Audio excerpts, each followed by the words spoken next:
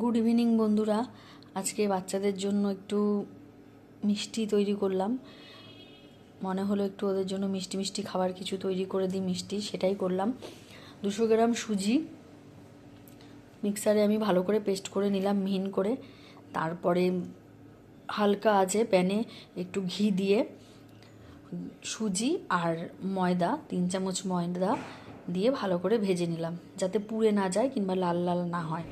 তারপরে 1 বাটির মতো দুধ তার মধ্যে অ্যাড করলাম, করে যখন সুজিটার মধ্যে যখন মাখা মাখা হয়ে গেছে তখন আমি গ্যাসটা বন্ধ করে দিলাম। তারপরে ভালো করে এটাকে মেখে গোল গোল করে মিষ্টির মতো করে নিলাম। করার পর ডুবু ডুবু তেলে ভেজে নিলাম। আর এক সাইডে আমি প্রায় 1 বাটি মতো চিনি দিয়ে মিষ্টি শিরা তৈরি করে রেখেছিলাম, সেই শিরার মধ্যে একটু এলাচ আর একটু কেশর দিয়ে ব্যাস কমপ্লিট। আমার মিষ্টি তৈরি করা কমপ্লিট। খেতেও খুব সুস্বাদু হয়েছে। দেখো ভেতরে কত নরম, ভেতরটা খুব নরমও হয়েছে।